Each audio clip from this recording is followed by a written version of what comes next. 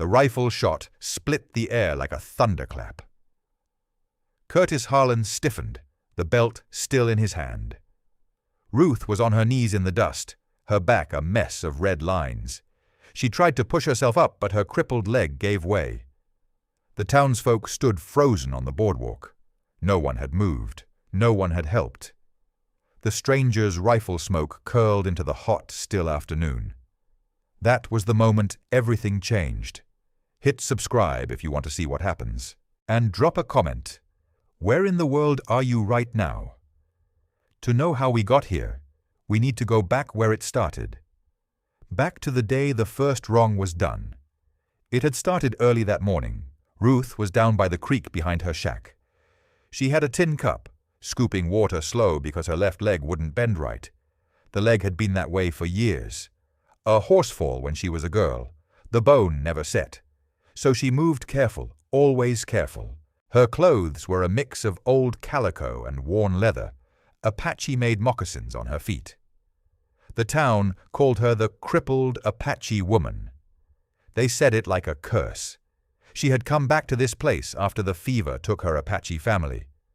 There was nothing left for her out there.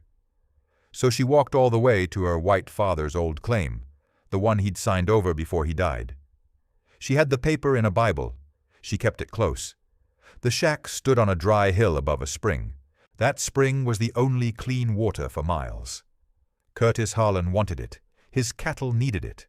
And Harlan always got what he wanted. When Ruth climbed back up the bank, Harlan was already there.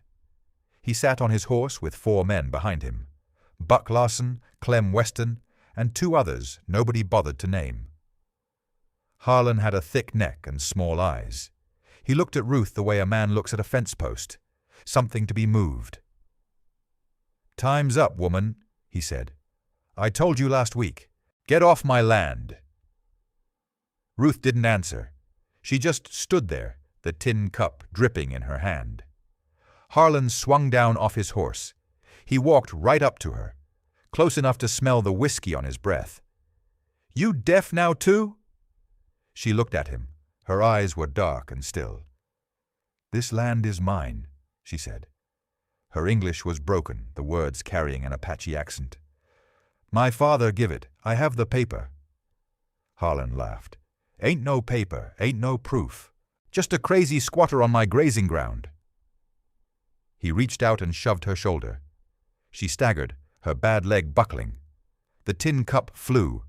She caught herself on the shack wall. "Now you listen," Harlan said. "I'm done being patient. You stole from my store yesterday. Took a sack of flour. I seen you." Ruth's face didn't change. "I never steal." "You did, and you're going to pay for it." He turned to his men. "Bring her." Buck Larson grabbed her arm. She didn't fight. She knew better. They dragged her up the hill and onto the main street of Bodhi. The sun was high by then. The boardwalks were dusty. A few folks were out. Shopkeepers, a farmer, some drifting hands. They watched because there was nothing else to see. Harlan stood in the middle of the street and raised his voice. "This woman stole from me. She's a beggar and a thief. Town like this, you let it slide. Next thing you know, every tramp thinks they can take what's yours." He had the crowd now. A dozen people lined the walk. Old Martha, the saloon cook, stood in the doorway wiping her hands on her apron. She didn't like it, but she didn't speak. Nobody spoke. Harlan unbuckled his belt. Slowly. He wanted them to see. "Down on your knees," he said. Ruth didn't move. Buck grabbed both her arms and forced her down. Her bad leg twisted under her. The pain shot up her hip. She made no sound. Harlan folded the belt in his hand. "This is what happens to thieves in my town." He swung. The leather cracked across her back. Her body lurched forward. She caught herself on her hands. The crowd flinched. A man turned his head away. A woman pulled her child inside. Harlan swung again. Ruth's arms shook. The belt left a line of fire across her shoulders. She tried to get up, tried to push herself off the ground, but her bum leg wouldn't hold. She slipped and went down again. "Stay down," Harlan said. "Make it easy." He pulled back the belt for a third strike. Ruth was breathing hard. Dust clung to the sweat on her face. The sun bore down. Every plank of wood on the boardwalk creaked as people shifted their weight. 12 townsfolk on that street. Not one of them stepped forward. Not a word. Just the sound of leather against flesh, and Ruth's heavy breathing. Martha turned away and went back inside. Her hands were shaking. Harlan was about to swing again when someone shouted from the far end of the street, "Rider, come in!" Everyone looked.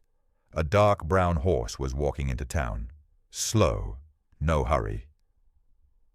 The man in the saddle had a bright red bandana tied around his neck. His hat was light tan, his vest dark gray. He had a rifle laid across the saddle in front of him. The horse stopped at the edge of the crowd. The man didn't move. He just looked. Harlan paused, the belt still raised. "What's this? A spectator?" The stranger said nothing. He swung down off his horse. His boots hit the dirt with a soft thud. He didn't speak to Harlan. He didn't speak to the crowd. He just walked forward until he could see Ruth clearly. Her back was bleeding through the thin cloth. Her arms were trembling. She tried to lift her head. Their eyes met. Something passed between them, a quiet understanding. The stranger's face was stone. Harlan stepped toward him. "You got business here, friend?" The stranger's hand was near his revolver, but he didn't draw. Instead, he turned and walked to the side of the street. He knelt down by a water trough. He picked up a chipped wooden ladle. Then he walked back and crouched in front of Ruth. "Drink," he said. His voice was low and rough. Ruth took the ladle with shaking hands. She drank. Water dripped down her chin. Harlan's face went red. "I asked you a question." The stranger straightened up. He faced Harlan now. The rifle was still on his horse, but his hand rested easy on the gun belt. "I heard you," he said. "Then you know this ain't your affair. Woman's a thief. Got what was comin'." The stranger didn't answer. He looked at the belt in Harlan's hand, then at the crowd, then back at Ruth. She was still on her knees, but her breathing had steadied. "You done?" the stranger asked. Harlan's jaw tightened. "Who the hell do you think you are?" "I'm the man who's going to finish this." He didn't raise his voice. He didn't move. But something in his tone made Buck Larson take a step back. Harlan stared at him hard. Then he laughed, a short, ugly bark. "You got no idea what you're walking into." The stranger waited. Harlan turned to his men. "Get him out of here!" Buck and Clem started forward. The stranger didn't flinch. He reached up with his left hand and pulled the red bandana down just a little. Then he moved. It wasn't a gunfight. It wasn't a brawl. It was one quick step and a hard fist that caught Buck in the gut. Buck folded. Clem swung and missed. The stranger's elbow caught him in the jaw. Clem dropped. 2 men on the ground. The other 2 didn't move. Harlan's eyes went wide. His hand twitched toward his own gun. The stranger looked at him. "Touch her again, and there won't be enough of you left to bury." The words hung in the air. Harlan's fingers stopped an inch from the holster. The street was dead silent. A bead of sweat ran down Harlan's temple. Then he sneered. "You're a dead man. You just don't know it yet." He turned on his heel and walked toward the saloon. His men scrambled up and followed him. The crowd started to murmur. The stranger didn't care. He knelt beside Ruth again. She tried to push herself up. Her leg gave way. He caught her. "Easy," he said. He lifted her, one arm under her back, one under her knees. She was light, lighter than she should be. She didn't resist. She just looked at him.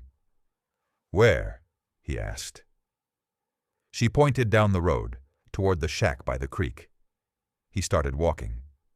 The crowd parted. No one offered help. No one said a word. The stranger carried her all the way. The dark brown horse followed behind. When they reached the shack, he laid her on the cot inside. A single room, a Bible on a shelf, a stone ring for cooking, a broken chair. He stayed outside that night.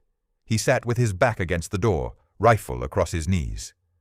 The stars came out. The wind stirred the dry grass. Ruth slept, and the stranger waited. He knew they'd be back. Men like Harlon don't walk away. They bring numbers. They bring fire. He knew, but he didn't ride out. He didn't leave her, because he had seen what no one else in that town was willing to see. A woman who kept getting up, a woman who still had something worth fighting for. And as the moon climbed high, he remembered the sound the belt had made, the wet slap of leather on skin, the way her leg had buckled, the way nobody moved. He chambered around into the rifle. That sound was his answer. Sometime past midnight, he heard hooves in the distance.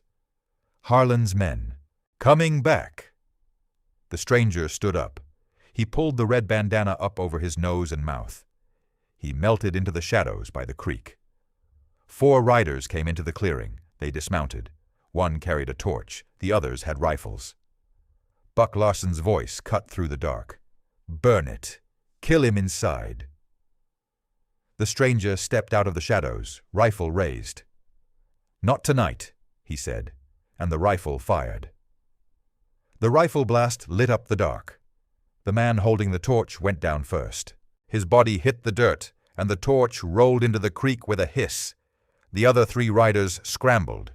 Buck Larson dove behind a horse. Clem Weston fired blindly into the shadows. His shot went wide, slapping into a tree trunk. The stranger was already moving. He levered another round and fired again. The second man spun and dropped. Clem and Buck scrambled onto their horses. They weren't staying for a fight. Hooves thundered away into the night. Silence returned. The stranger walked to the fallen torch.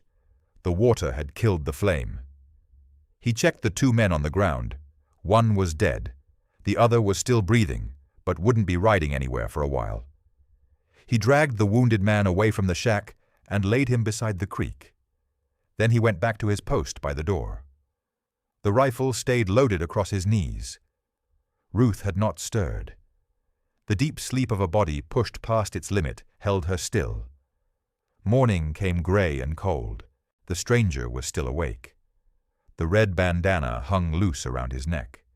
He hadn't moved except to watch the tree line. The wounded man had crawled off sometime before dawn. The dead one stayed where he fell. Inside the shack, Ruth opened her eyes. Her back burned. She sat up slow, her bad leg straight out in front of her.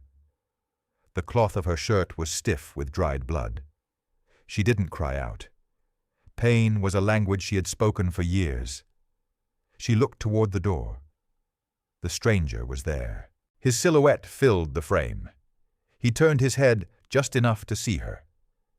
"You stayed," she said. He gave no answer, but he didn't leave. In town, Curtis Harlan was already drinking.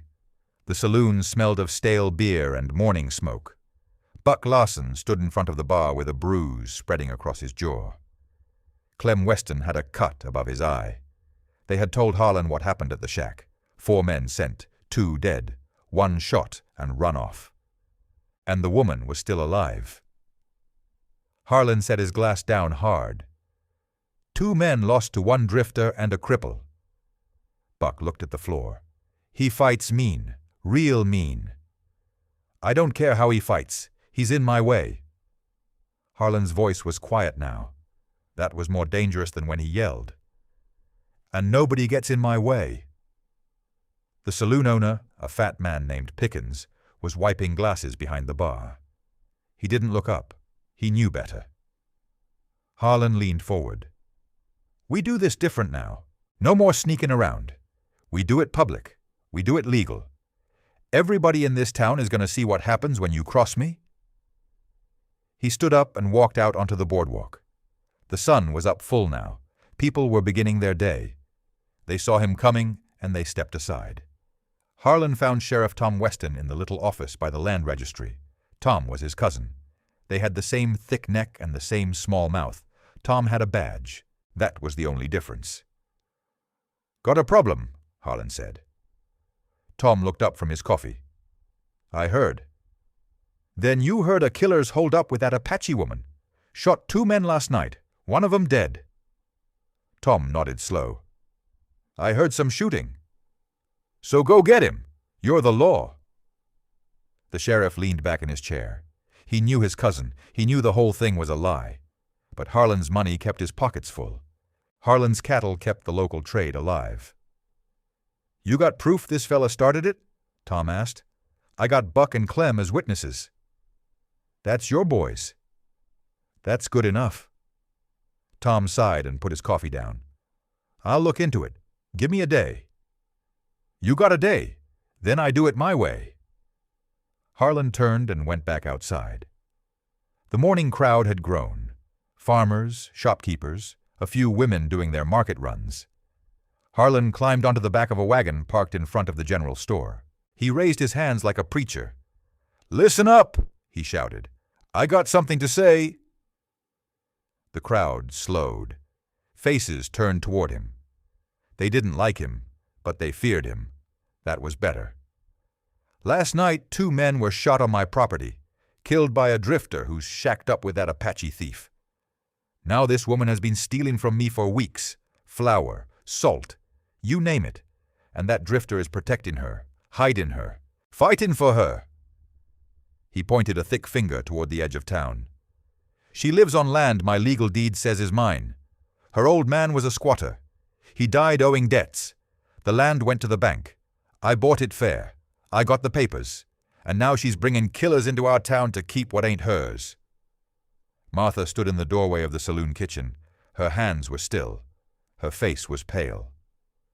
"Now I'm a patient man," Harlan went on, "but I won't have murderers and thieves living on my property. So here's how it's going to be. That woman comes off my land today. She leaves Bodhi. And that drifter comes out and faces the law. Sheriff's going out there this afternoon. If they don't come peaceable, then every man here who calls himself decent better be ready to ride with me. Because anyone who protects them is as guilty as they are. Anyone who stands aside is saying thieves got more right than honest folk." He let the words hang there.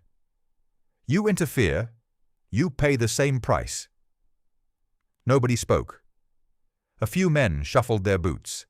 A woman pulled her child closer. Old Martha walked back into the kitchen and shut the door. Harlan climbed down. His boots hit the dirt hard. He looked at the crowd again, then walked toward the land office. Inside that dusty little building, the town records sat in wooden drawers. One of those drawers held a paper with Harlan's name on it. A deed that said the spring and the hill belonged to him. The signature at the bottom was shaky, a forgery done by a man who was now 100 miles away with a pocket full of Harlan's gold. Only a few people knew the truth. The sheriff knew, the land clerk knew, and Ruth's father had known before the fever took him. Now the only person left who could prove anything was a crippled woman who couldn't read English well and had no one to speak for her. Ruth had not always lived like this. She was born in a settler's cabin not far from here. Her mother died when she was 4. Her father, a quiet man named Henry, had come west looking for clean water and good soil. He found the spring. He built the shack. He raised his daughter alone. When Ruth was 9, Apache raiders struck. They took her. Henry searched for years, spent every dollar he had, but he never found her. He stayed on the land because it was the last piece of her he had left. Ruth grew up among the Apache. She learned their language. She learned to track and to hide and to endure. She broke her leg in a horse fall when she was 12. There was no white doctor. The bone healed crooked. She learned to walk with it. She learned to live with it. When the fever swept through the camp, it took everyone. The man who had raised her, the woman who had been like a mother, the children she had helped care for, all gone. Ruth buried them with her own hands.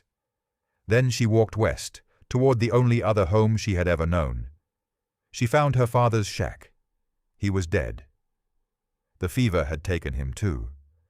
A neighbor woman, long gone now, told her what had happened. But before he died, Henry had slipped a paper into the family Bible, a deed to the land. Proof that it was his. Proof that it was hers. The town never accepted her. She spoke funny. She walked with a limp. She wore Apache moccasins. She didn't go to church. She didn't smile. She was different, and different scared them. So when Curtis Harlan started calling her a thief, they believed him. It was easier. The stranger heard all of this from Martha that morning. He had come into town alone, leaving Ruth at the shack with strict orders to stay hidden. He needed supplies. He needed information. Martha found him behind the general store. She was a small woman with strong hands and tired eyes. She handed him a sack of bread and dried meat. "You shouldn't be here," she said. "I know." "Harlan's making his move. He's calling her a thief and you a killer. He's got the sheriff on his side. He's got papers that say the land is his." The stranger listened. His face was flat. "Are they real?" he asked. "The papers?" Martha shrugged. "Nobody knows. Her daddy had a deed once. She says it's in some Bible she carries. But who's going to believe that? She can't hardly read. She can't fight back. The whole town's scared of Harlan. He's got too many guns and too much money." The stranger looked toward the saloon. Through the dusty window, he could see Harlan at a table, laughing with his men. "How long has this been going on?" "Months. He wants that spring. His cattle need it. This whole valley's dry except for what runs through her land. He started by offering her money. She said no. Then he started threatening. Then he had his lawyer find some old claim that said the land was bought at auction. It's a lie, but nobody'll stand against him to prove it." Martha paused.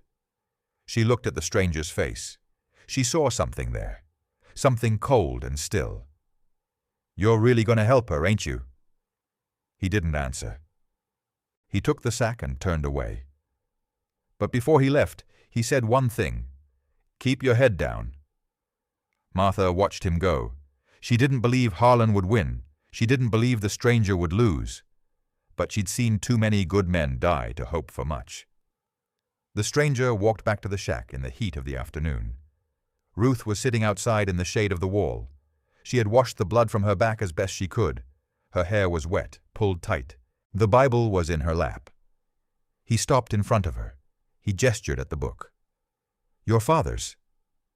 She nodded. "May I see it?" She hesitated. Then she opened the cover. The pages were worn yellow. Names were written inside in faded ink, and tucked between the pages was a folded paper, thick and old. She pulled it out and handed it to him. He unfolded it. The deed, clear as day. The land described by the creek, the spring, the hill, signed by the land agent, witnessed by two men whose names he didn't recognize, and at the bottom, in the shaky hand of a dying man, Henry Albright. "Albright," the stranger said. "My father," Ruth said. He refolded the paper and put it back in the Bible. He handed the book to her.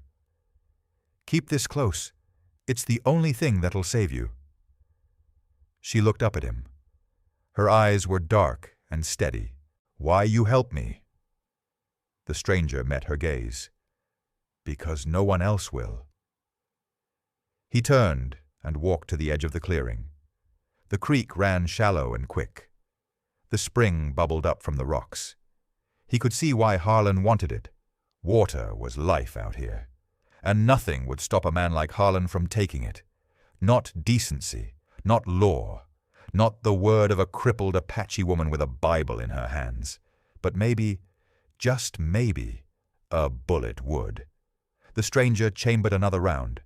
Then he settled into the shade and waited for what came next. What he didn't know was that Harlon was already gathering men at the saloon. A dozen armed riders were saddling up. The sheriff was riding with them, though he wanted to stay out of it. Harlon had made the ultimatum public. Now he was going to enforce it. And this time, he wasn't sending a handful of men in the dark. He was coming himself. The stranger stayed in the shade for another hour. The sun climbed high. The heat came down like a hammer. Ruth sat inside the shack, her back against the wall. The Bible was in her lap. She didn't open it, she just held it. He stood up. He walked to his horse and pulled the rifle from the saddle scabbard. He checked the load. Then he looked at Ruth through the open door. "Stay inside. Don't open the door for anyone." She lifted her chin. "You go to town." It wasn't a question. He didn't answer. He mounted the dark brown horse and rode east toward Bodhi. The main street was too quiet. That was the first thing he noticed. On a normal day, the boardwalk had people moving. Wagons creaked. Men talked outside the saloon. Today there was almost nothing. A few faces peeked from windows. One man swept the same patch of dirt over and over without looking up. The stranger dismounted in front of the general store. He tied his horse and stepped onto the boardwalk. The wood groaned under his weight. Martha was standing in the alley between the store and the saloon. She saw him and her eyes went wide. She waved him over with a quick jerk of her hand. He walked to her. She pulled him into the shadow of the alley. "You got a death wish?" she whispered. "Harlan's got a dozen men saddled up. He's been riling them all morning, saying you're a killer, saying she's a thief. The sheriff's going along with it." The stranger looked past her toward the saloon. Through the dirty window he could see men standing at the bar. Rifles leaned against the wall. Buck Larson was among them, his jaw still swollen. "Where's Harlan now?" "In the saloon, getting drunker, making speeches. He told the whole town that anyone who helps you is going to regret it." Martha's hands were shaking. She gripped her apron to steady them. "I'm too old for this," she said, "but I can't just watch that woman get whipped to death." "You won't have to." He said it quiet, almost soft. But Martha saw the look in his eyes. It was the same look she'd seen once before, years ago, when a mountain lion had wandered into town, cold, patient, waiting for the right moment. "What are you going to do?" she asked. "Listen and watch." He turned and walked back toward his horse. He didn't go into the saloon. He didn't look for Harlan. Instead, he walked slow down the boardwalk, past the land office, past the sheriff's station. He stopped at the water trough and let his horse drink. He was watching everything. He saw the way people hurried past the saloon. He saw the way the sheriff's door stayed shut. He saw the way a young mother pulled her son inside when the boy pointed at him. He saw fear, real, deep, settled in the bones fear. This town didn't just dislike Ruth. They were terrified of the man who wanted her gone. Harlan had his hooks in everything, the law, the trade, the water, and anyone who crossed him paid a price. The stranger understood now. This wasn't just about one woman and one spring. This was about a whole town that had given up. They'd let fear rule them for so long, they forgot they had a choice. He mounted his horse. He didn't ride out fast. He just walked the horse back down the street, slow and steady. He passed the saloon. Through the window he saw Harlan raise a glass and laugh. The stranger didn't stop. He kept riding until the town was behind him, and the dirt road curved toward the creek. When he got back to the shack, Ruth had not moved. She was still against the wall, the Bible in her lap. He stood in the doorway. "They're coming," he said. "Harlan, his men, the sheriff. Maybe a dozen." She looked at him. Her eyes didn't flinch. "You leave now," she said. "Go. You can escape." "No." The word was flat. Final. She tried to stand. Her bad leg twisted, and she caught herself on the wall. "They kill you for nothing. Go." He walked inside and crouched in front of her. His face was level with hers. The red bandana hung loose around his neck. "It's not for nothing," he said. "You have the deed. You have the truth. That's more than they've got." "The truth," she said. "They don't care." "Then I'll make them care." He stood up and walked back outside. He checked the rifle again. The sun was starting its slow drop toward the hills. Shadows stretched across the clearing. He didn't leave. He didn't run. He just stood there, facing the road, and waited. Because he had seen the whole picture now. A town full of cowards. A woman who had nothing left but a piece of paper and a crooked leg. And a man who thought he could take everything from her. The stranger had been many things in his life, but he had never been the kind of man who walked away. And he wasn't about to start now. The stranger stood in the clearing for a long moment. The weight of the rifle was familiar in his hands. Inside the shack, Ruth had not moved. Her breathing was slow. She was still holding that Bible. He turned his head slightly. "I'll be back before dark." She didn't answer. She just watched him through the doorframe. He mounted the dark brown horse and turned it toward town. The afternoon light was turning gold. Dust hung in the air like a thin curtain. He rode at a walk, no hurry.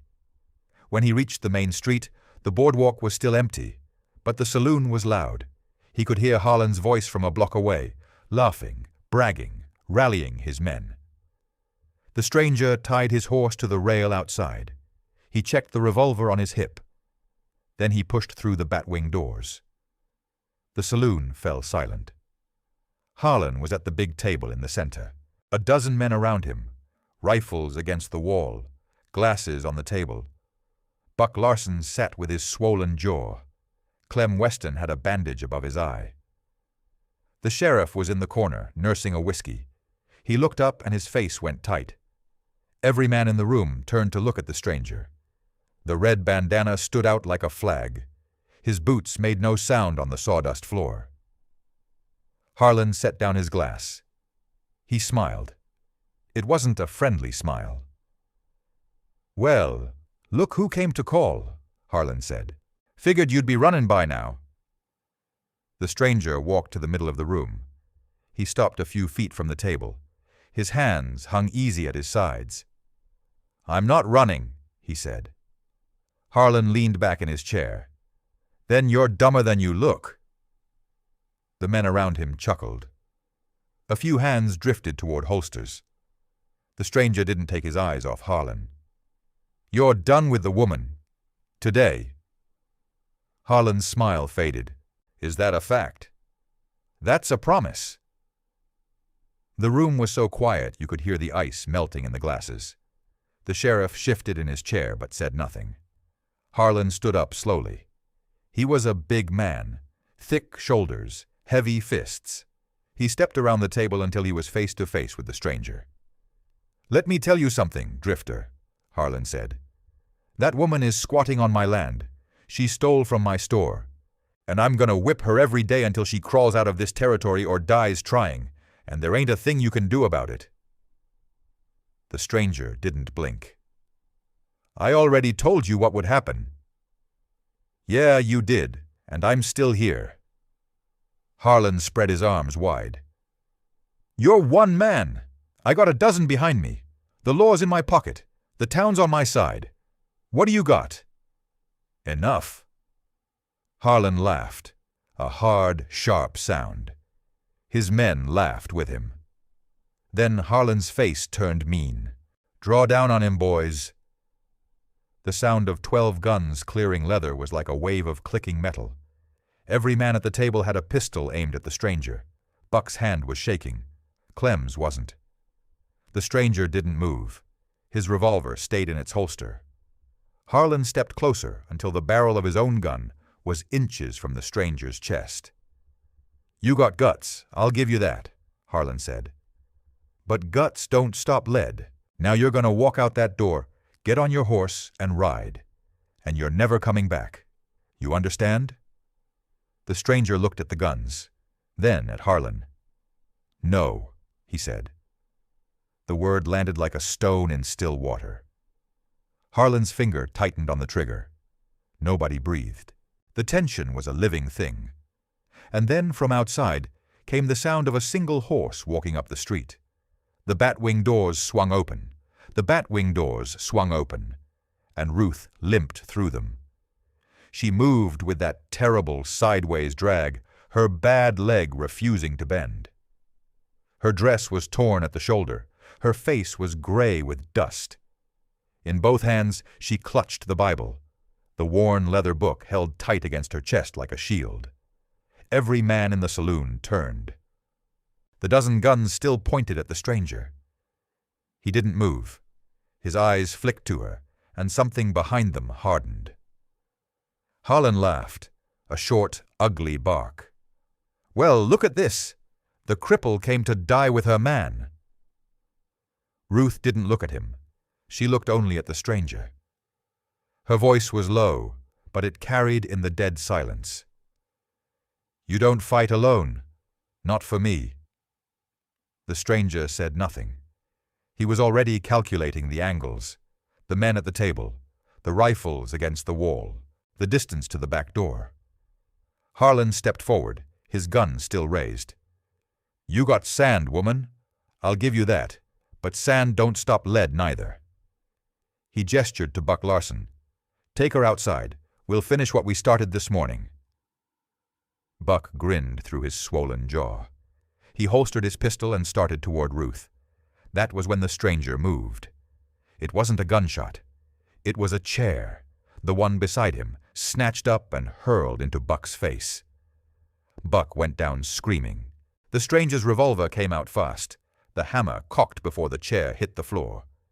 He fired once. The man to Harlan's left spun back with a hole in his shoulder. The room erupted. Guns blazed. Wood splintered. The stranger grabbed Ruth around the waist and pulled her behind the heavy oak bar.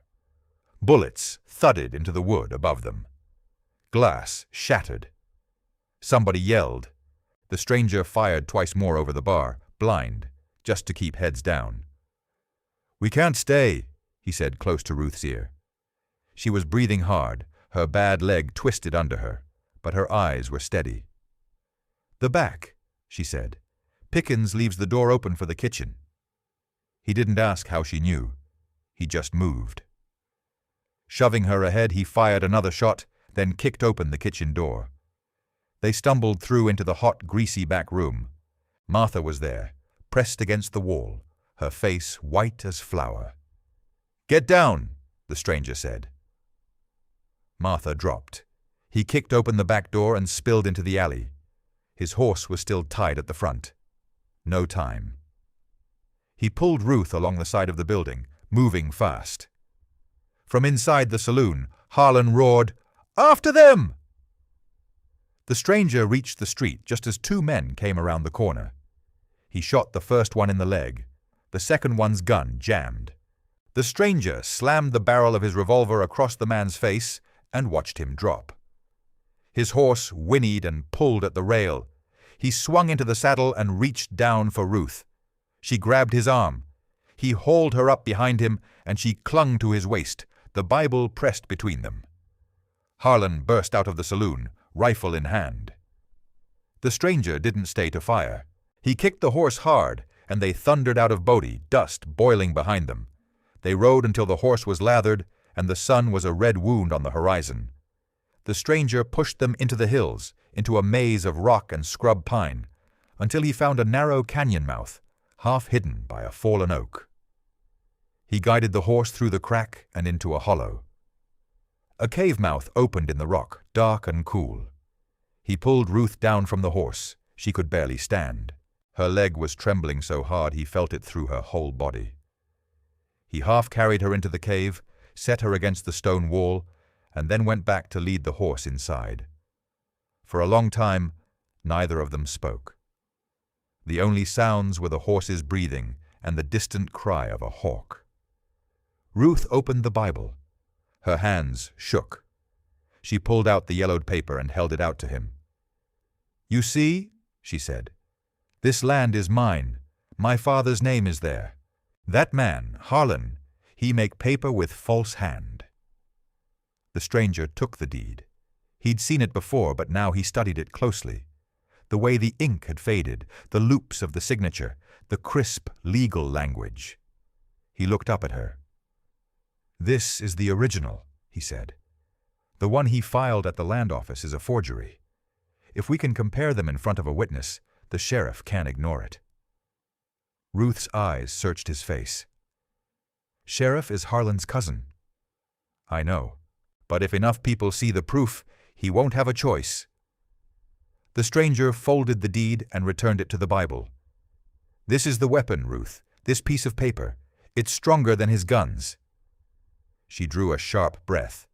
The cave was cold, but something warm kindled in her chest. Courage. She had carried the truth for so long, and no one had believed her. This man did. He stood and walked to the cave mouth. The sky was dark now, studded with stars. "They'll come looking. We'll stay here tonight. Tomorrow we take this paper back to town, and we end it." He turned back to her. In the dim light she looked small and fierce, her crooked legs stretched before her, the Bible clutched again to her chest. "They will kill you," she said. "Maybe," he said, "but not before I kill Harlan." He settled against the cave wall, his rifle across his knees. Outside, the wind moved through the pines. Inside, for the first time in months, Ruth allowed herself to hope. Dawn came thin and gray through the cave mouth. The air was cold enough to see your breath. The stranger hadn't slept.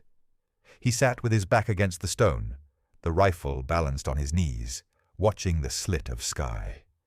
Ruth had dozed against the wall, the Bible pressed to her chest like a heartbeat.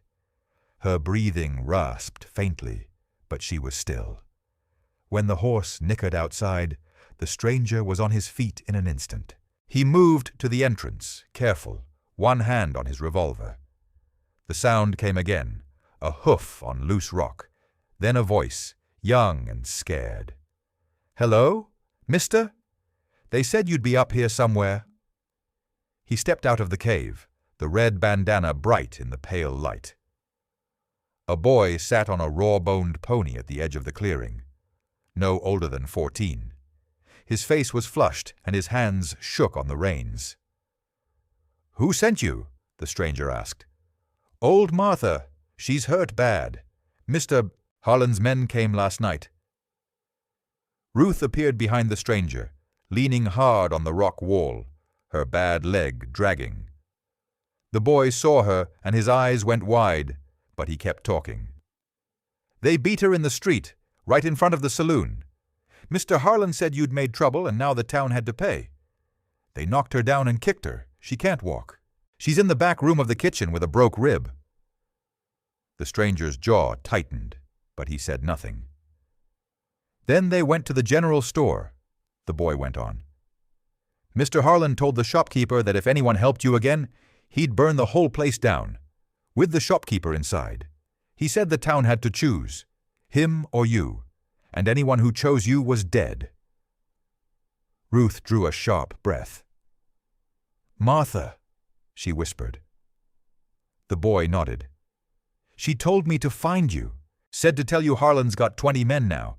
He's waiting for you to come back. He says you're a dead man and—" He stopped, glancing at Ruth. "And what?" she said. "And he says the cripple's going to watch you die before he finishes with her." Ruth's face went still. Not fear, something harder. She turned her dark eyes to the stranger. "We go back, now. You can barely stand." "I stand." She straightened, using the wall for support. "Martha got hurt because of me. I will not hide while that man hurts more." The stranger looked at her a long moment. The morning light caught the lines on her face, the set of her jaw. He saw no tremble, no plea, just the same fierce quiet he'd seen when she'd walked into the saloon with nothing but a Bible. "You understand what we're walking into?" he said. "Yes." I might not be able to protect you." "I don't need protect." She lifted the Bible. "I need truth. You said this paper is weapon. Fine, I bring it. You bring gun. Together we finish this." The boy watched them, his mouth half open. He didn't understand. But the stranger did. He turned to the horse, checked the cinch, then swung up into the saddle. He reached down his arm to Ruth. She limped forward, grabbed his wrist, and he pulled her up behind him. She settled against his back, one arm around his waist, the other clutching the Bible. The stranger touched the brim of his hat to the boy. "Ride ahead. Tell Martha we're coming." The boy nodded and kicked his pony into a trot, disappearing through the trees.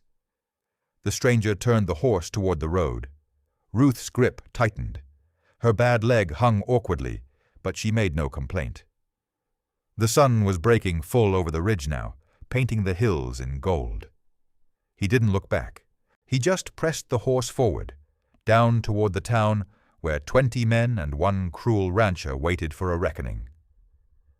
The sun was a hard white coin overhead when they rode back into Bodhi. The main street was eerily still, like a held breath. Every shop door was shut. The windows were empty, but the stranger felt the eyes behind the glass. He pulled his horse to a slow walk, dust swirling around the dark brown legs. Ruth was behind him, her arms tight around his waist, her legs hanging awkwardly, but she didn't complain. She only stared ahead, her expression carved from stone.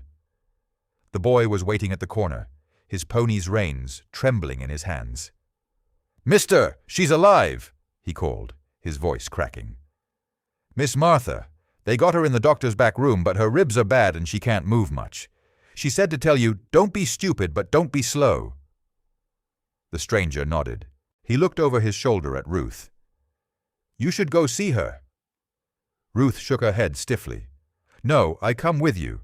You said paper is weapon. I carry weapon. He take my land, I take it back."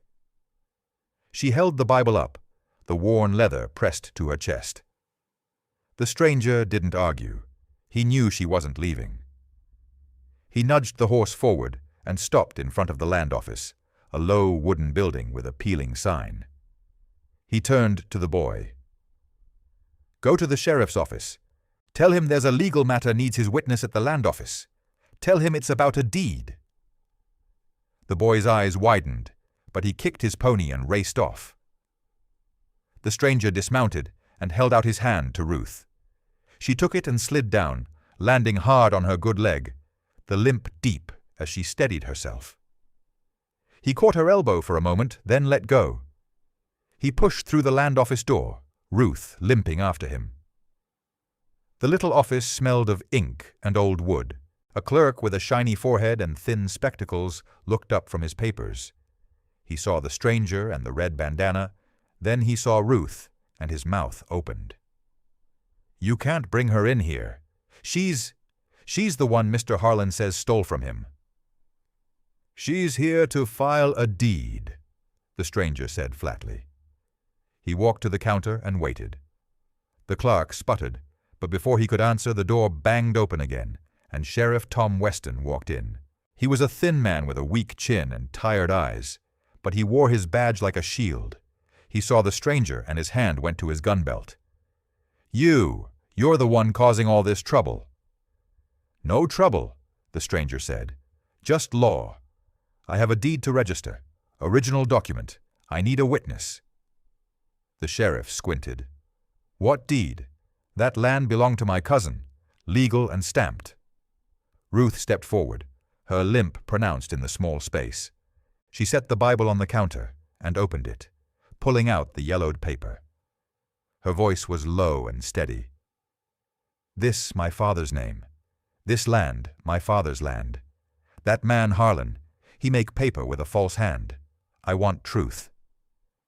The sheriff stared at the paper on the counter. His face flickered, but before he could move, the door slammed open again. Curtis Harlan filled the doorway. Behind him, Buck Larson and Clem Weston, both bruised and bandaged from earlier, had rifles in their hands. Harlan's thick shoulders heaved with fury. He saw the deed on the counter, and his eyes went wild. "What is this? What are you trying to pull, you half-breed beggar?" The stranger didn't turn around. He kept his eyes on the sheriff. "I'm asking this lawman to compare two deeds, the one in your land office and this one. If they match, I'll apologize and leave. If they don't, everyone in this room will know you stole a dead man's property." Harlan spat. "You got no right to come in here and—" The stranger spun. In one fluid motion, his revolver was out. He didn't fire. He just aimed at Harlan's chest. "You got two men behind you with rifles. I got one woman with a piece of paper. Let's see which holds more weight." Harlan's face purpled. "Kill him!" he snarled. Buck raised his rifle. The stranger's gun barked once, the sound cracking the silence. Buck spun backward with a scream, his rifle clattering to the floor, a hole through his shoulder. Before Clem could react, the stranger shifted and fired again, the bullet catching Clem in the leg. He crumpled, dropping his gun with a clatter. Both men writhed on the wooden floor. The sheriff stumbled back, fumbling for his own gun, but the stranger's revolver was already on him.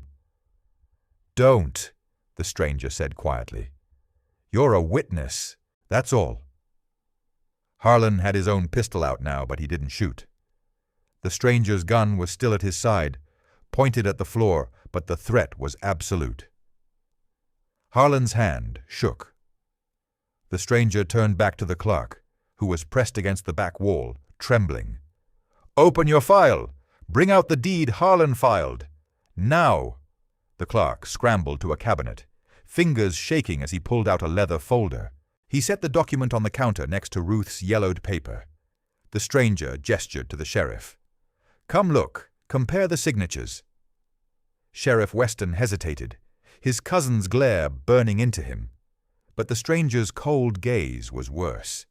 He shuffled forward, his eyes dropping to the two papers. He picked up Harlan's filed document and held it beside Ruth's. The writing was similar, but the signature on Harlan's paper was stiff, copied. The loops were wrong, the ink a slightly different shade. The sheriff's face drained. "This here's a forgery," he whispered. Harlan bellowed. "You shut your mouth. That's my land. I paid for it fair." He lunged toward the counter, but the stranger stepped into his path, the revolver coming up. "You got one chance," the stranger said, his voice low as a cold creek. "Put the gun down and live to face a judge. Or don't. Your call." Harlan looked at the two bleeding men on the floor. He looked at the sheriff, holding two different signatures. He looked at Ruth, the crippled woman who had been nothing to him, standing with her father's Bible in her hands. The rage twisted his mouth. He raised his pistol. The stranger's shot hit the gun directly, knocking it from Harlan's hand and sending it skittering across the floor. Harlan screamed, shaking his stinging fingers. Before he could recover, the stranger was on him, slamming him against the counter and wrenching his arm behind his back. The sheriff, finally jolted into action, drew his gun and pointed it at his cousin. "Curtis, you're under arrest," the sheriff said, though his voice was hoarse.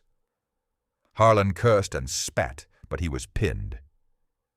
The deed lay on the counter, the ink of truth undeniable under the lamplight.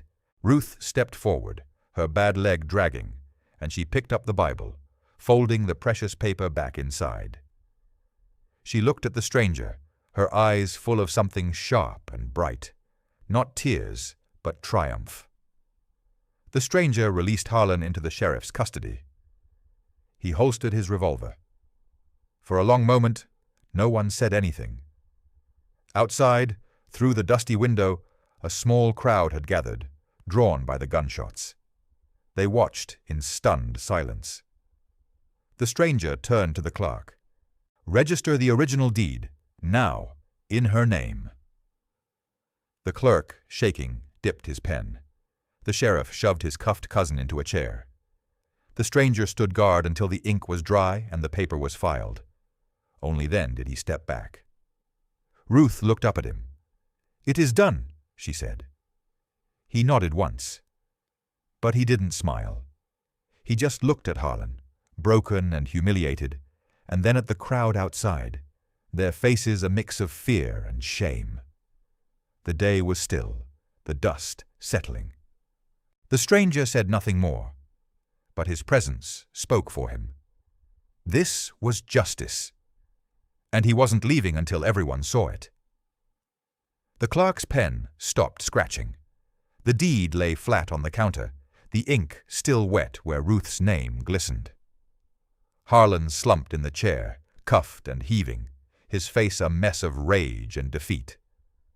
The sheriff stood beside him, one hand on his gun, as if he still wasn't sure whose side he was on. The stranger turned toward the door. The crowd outside had grown, men and women, shopkeepers and ranch hands, all of them pressing forward, eyes wide. None of them had helped her. None of them had said a word when she was on her knees in the dust. Now they wanted to see how it ended. He pushed the door open and stepped out onto the boardwalk. The sun was hot on his shoulders. The red bandana stood out like a wound. He looked across the faces, faces that had watched Ruth suffer and done nothing. His voice carried, flat and cold. This woman's land is hers. The law's been set straight today. But you all knew what was happening. You saw it. You let it happen. That's on you. No one answered. A woman in a faded bonnet looked at her feet. A man near the saloon shifted his weight, ashamed. "She's mine now," the stranger said. "I'll take her somewhere she won't have to beg for scraps while good people look away." He didn't wait for a reply. He walked back inside where Ruth stood holding her Bible. Martha was there now too, leaning on the doctor's boy, her ribs bandaged tight. Her face was pale, but her eyes were clear. She limped forward and put a hand on Ruth's arm. "You're leaving?" Martha asked. Ruth looked at the stranger. The question hung between them. She nodded once. "This town let me bleed. I stay nowhere that lets me bleed." Martha's eyes filled, but she smiled. "Then go. You got more grit than all these men put together. Go find a place that knows it." The stranger moved to the door and untied his horse. The dark brown mare nickered softly. He swung into the saddle, the leather creaking. He adjusted his hat, looked down the street, and then back at Ruth. She limped out of the land office, the Bible clutched to her chest. Each step was a battle. He watched her. She didn't look back. She didn't need to. She stopped beside the horse. Her bad leg was shaking.